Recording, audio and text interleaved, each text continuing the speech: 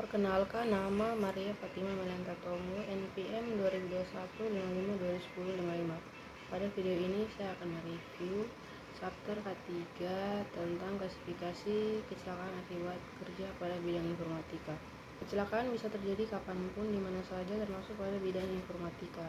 Pada chapter ini membahas tentang klasifikasi kecelakaan akibat kerja pada bidang informatika. Pada subbab pertama terdapat definisi kecelakaan kerja.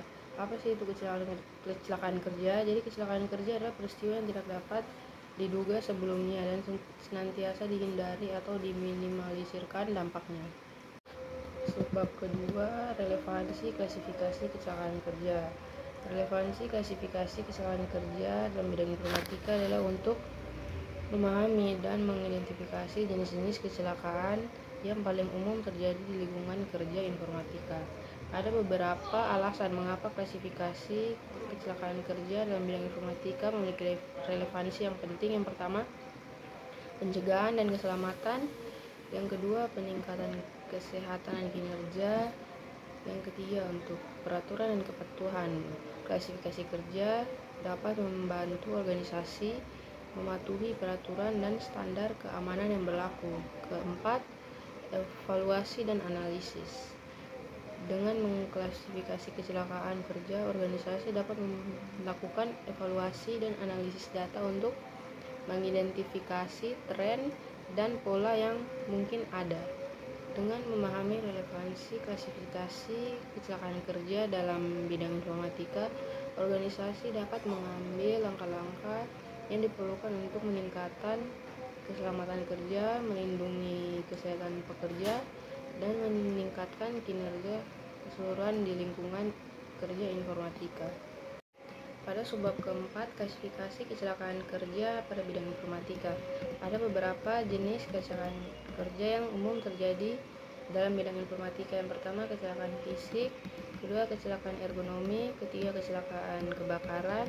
Keempat, kecelakaan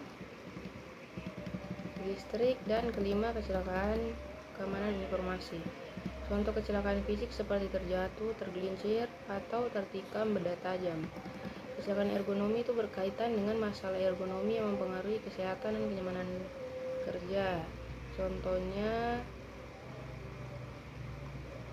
postur duduk yang buruk, penggunaan peralatan yang tidak ergonomi sehingga mengakibatkan nyeri punggung, ketegangan otot, atau masalah kesehatan yang berkaitan dengan penggunaan komputer dalam jangka panjang.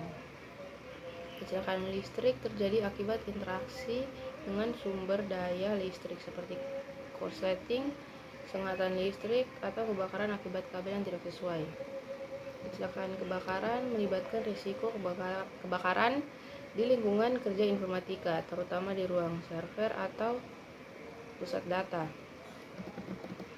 Kecelakaan keamanan informasi berkaitan dengan ancaman keamanan informasi seperti serangan malware, peretasan, atau kebocoran data.